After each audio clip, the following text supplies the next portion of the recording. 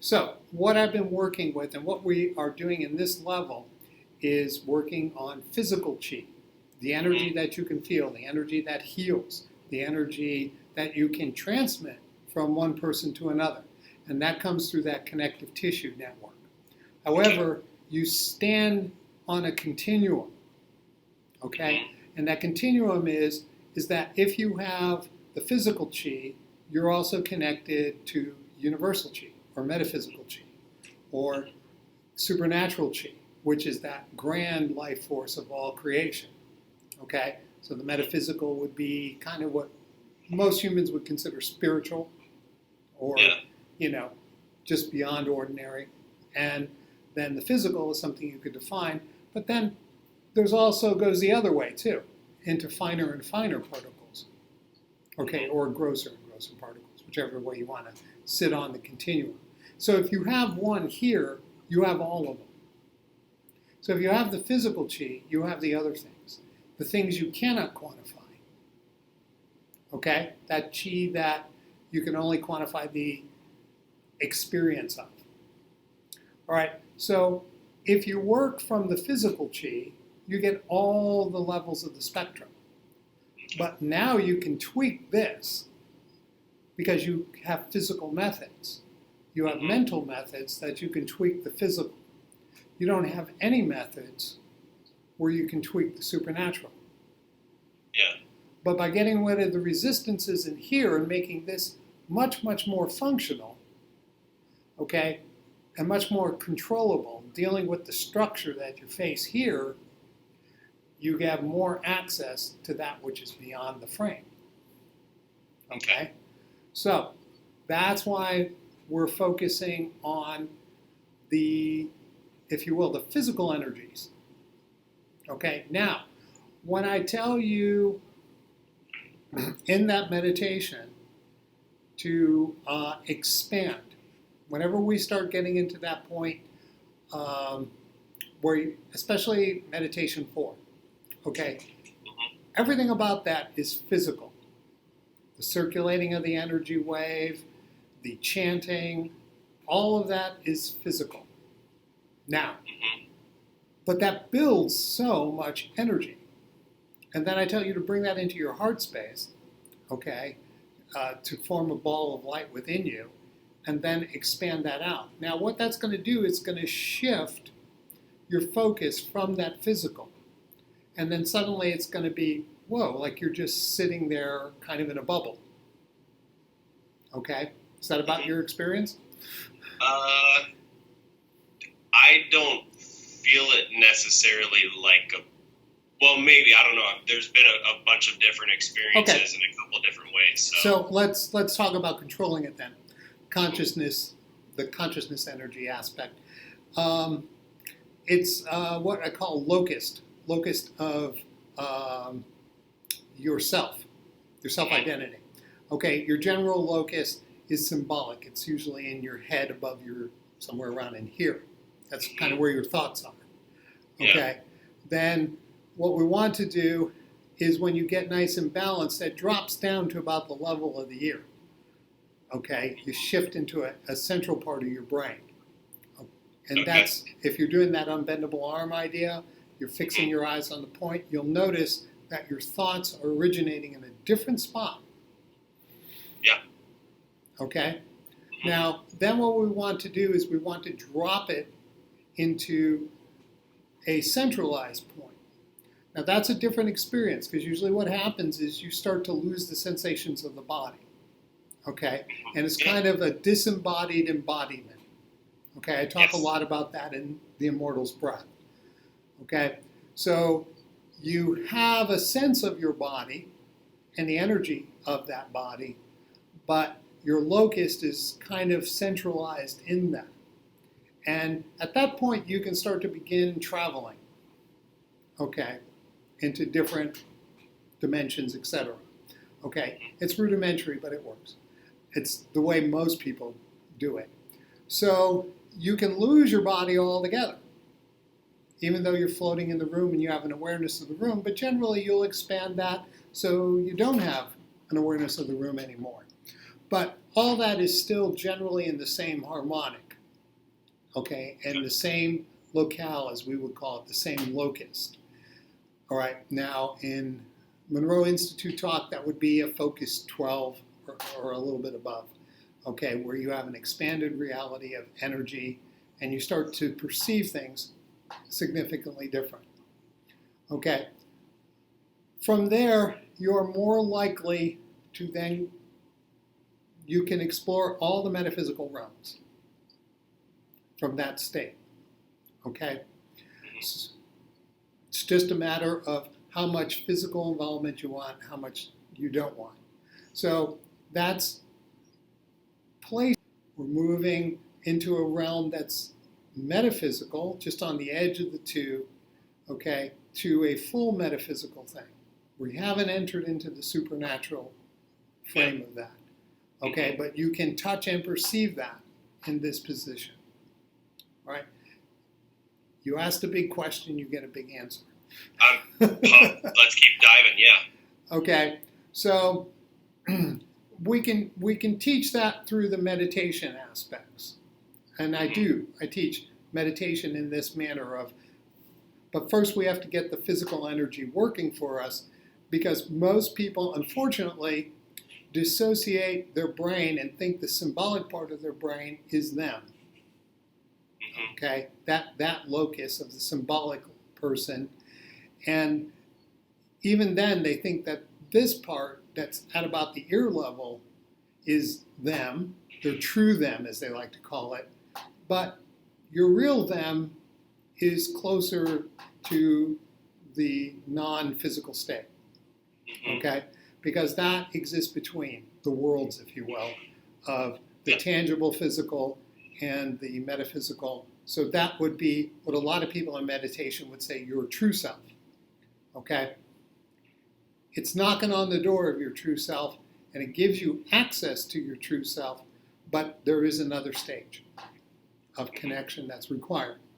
Now, to get into your heart-mind, okay, and then your heart-mind can connect to your true self. Okay, that would be your true self. And the heart-mind is tricky and dicey, but you got to learn this other stuff first. All right, so what we're really working on is mastering this physical energy, and we're taking it to the point where we expand to lose perception of the physical body. Yes. But not necessarily to blank out into nothingness. Yeah, oh yeah. Okay, because a lot of people think, oh, I blanked out and that's really good. No. Yeah. Okay, it's just all your neurons could process as far as bringing that perception back into your body. Okay, you're outside the ability for your neurons to process. So a lot of the physical work builds new brain, and a lot of the meditation builds new brain, which gives you the processing power. But the total system is connected. There is no difference from the brain. And if you get brain-centric in your meditation, you're not going to go very far.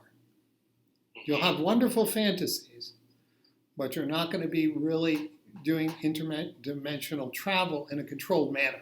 Certainly not. But random, yeah.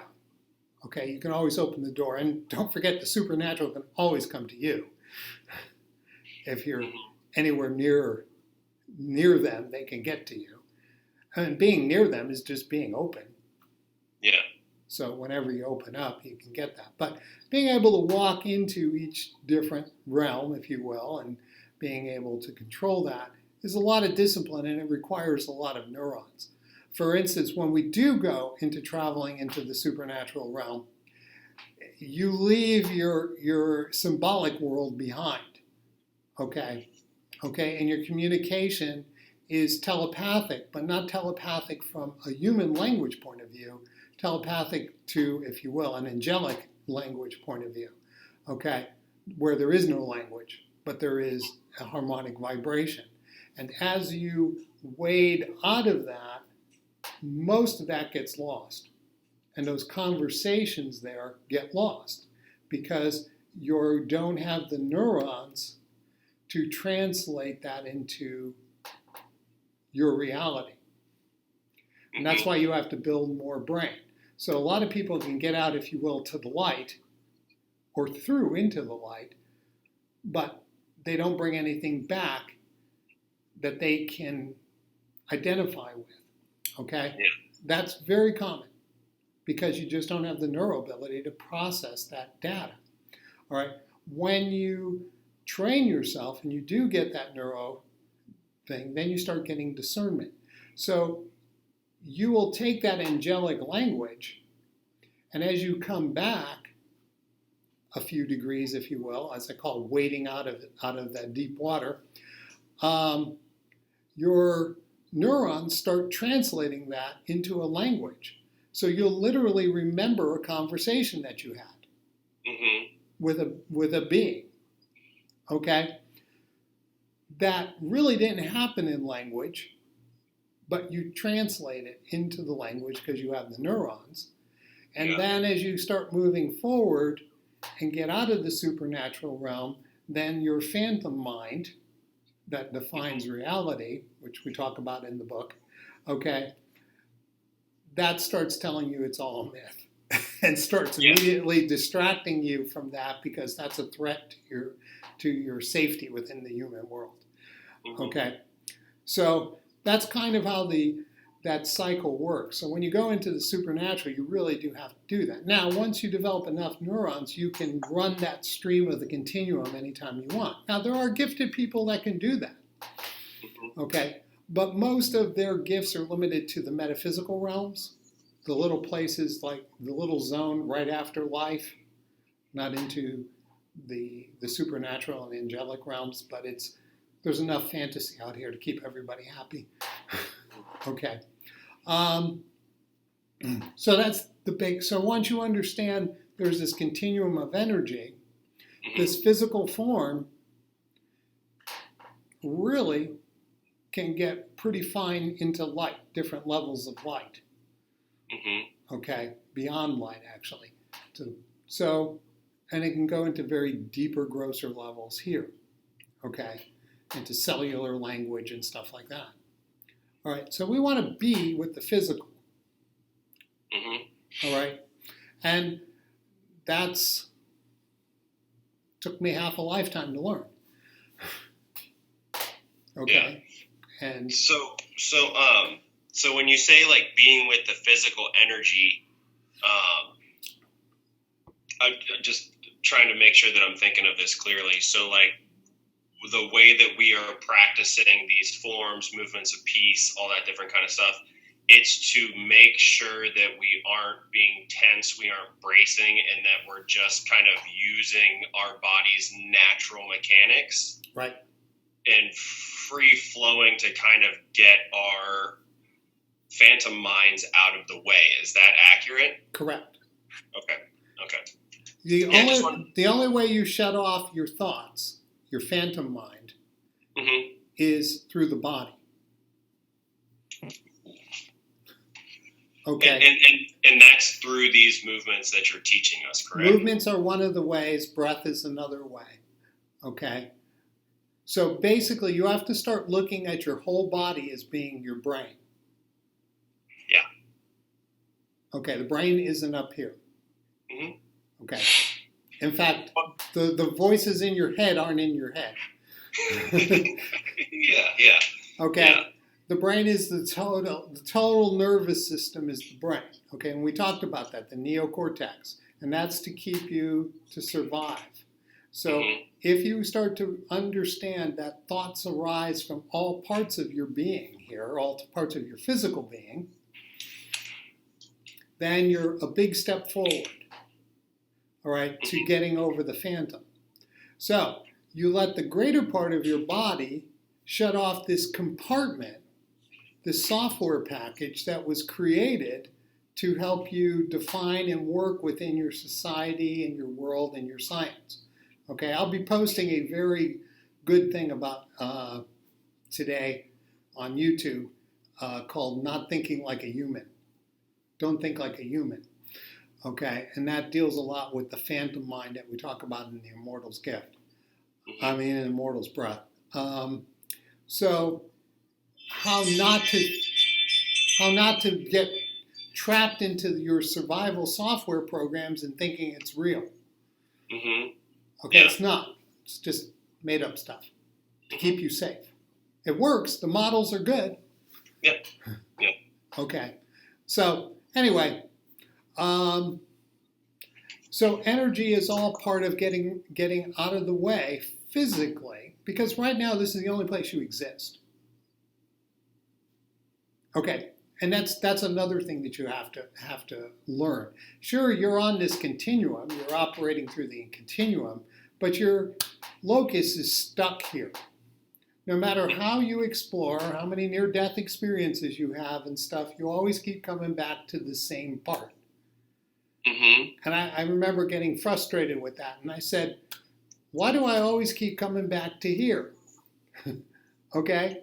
And the voice said to me, because this is the only place you exist. Well, because this is where you are. Yeah. Right. Well, but existence you have to understand the term existence too. Mm-hmm. Existence is setting yourself apart from. Yeah. So when you exist, you are setting yourself apart from the greater part. Good. Like the basis of duality, right? Yeah. Or this is me and there's God all around me. Yeah, I am God, but I am not God because I'm stuck here. But by being this locust here, I'm doing the job I'm supposed to be doing. Yeah. Okay. So technically, since you're both into the spirituality of things, so technically your only purpose is to follow St. Francis's edict, is to be an instrument of God's peace, or in my case, God's authority and his love. Okay. So you have to get rid of everything that interferes with that. And that would be that universal Qi. So how do you become that instrument? Okay, you have to be clean and open and allow yourself to be played. Mm-hmm. Oh, thank you. The angels came in and emphasized that. You have to allow yourself to be played. The thing is your human phantom brain doesn't want you to be played. It wants you to be individual. It wants to quantify on how you should be played. It wants to quantify on how everybody in the world should play. Mm-hmm. And that is just folly. Yeah. And causes all sorts of suffering. Yes. Okay, because you'd rather be right than be with God. Mm-hmm. Okay? And being right is just indulging your woundology. You say woundology? I did. Okay. That's your model of the world. It's all based on wounds. I mean, is that like a term that we could do research on, or is that something? It is a term that you could do. It is a term that you could do research on. It was created by a writer named Caroline Myss, M-Y-S-S, and she termed woundology because she became she had a gift of being able to read people. She created the field of intuitive diagnosis. Mm-hmm. Okay, she was probably the first one, her and Dr. Norm Shealy, and how to be able to look at a person and see what's wrong with them and quantify it. So she was like 93 or 97% accurate. Norm would give her a case, and all she needed was the age, and she can tell you every emotional wound that led to that person's thing and when it happened in their life. Okay, at age such and such, she was wounded by this person here. Now, in the old days, we'd call them kind of people a saint, but Caroline's very much not into being quantified.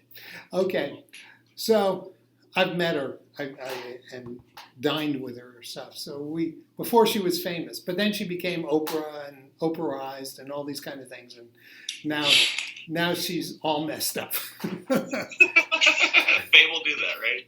Well, fame fixes you. Okay, it stops your growth. Okay, because in order to grow, you always have to give up what you are. Okay, so in order to keep growing, you have to give up all your skills and talent to be open to the next thing. Yeah. And the minute you get fame and everybody's paying you and rewarding you for what you are, you don't go forward. Yeah. And every musical artist knows that. They say, well, I want to do this kind of music. And their record company says, no, you're not going to do that. Okay, you're going to do this. I mean, Prince is like, well, I'm going to keep reinventing myself. Well, he kind of got away with that, but even he didn't get away with it. Mm-hmm. So, because if you get away with it, you lose your fans who are stuck with you in that spot. All right, so it is with the mystic. Okay?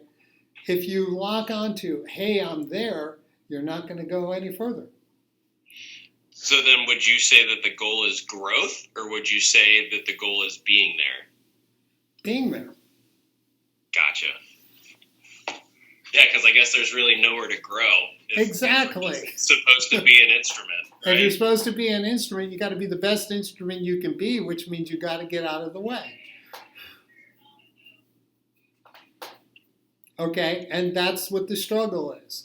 The struggle is with your conditioning and your wounds to get the hell out of the way. And everybody You're still recording this, right, Vince? Yeah. Thank you.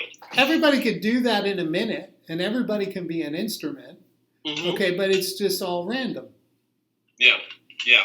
And then your phantom mind creates a bunch of bull crap as to why you're so gifted, which then mirrors you down even further into resistance.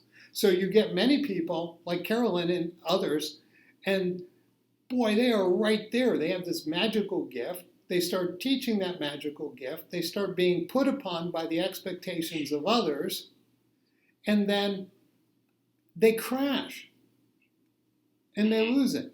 Marianne Williamson was one of those people. There's a litany of people that go in and they have this greatness, and then they burn out. Okay. Is that kind of like what you talk about in the Immortal's Gift, where it's like you can do the magic, but as soon as you can do the magic, you shouldn't? Right. No magic, shun magic. Yeah, yeah. Because it's an addiction. And you have to realize it's your wounds that drove you to get there. Yeah. Okay? Yeah. Everything you're doing, your physical conditioning and all these sorts of things, is because your life was intolerable the other way. Mm-hmm. So then you get to this place that's the pinnacle, okay, and you're still not happy. Okay? It's because you haven't gotten rid of the core wounds.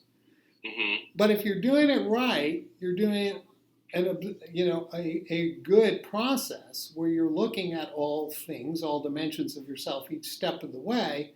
These resistances that you have to go through should point out your flaws, or your stash, as we like to call it. What was that term? Sorry. Stash, the things you stash away. Okay, it should make aware the subconscious agendas that are standing in your way. Mm-hmm. Okay, now, can you get rid of those? In most cases, a lot of them are pre-verbal. So it's hard to. You can through your body, you can through energetic processes. So how do you get past that? And that's the big problem. How do you get past that? But being aware of it means at least you know the saboteur, because it's not the things you know about yourself that trip you up, it's the things you don't know about yourself that trip you up. All right. Yeah. Okay? Yep. It's that subconscious agenda stuff that gets you.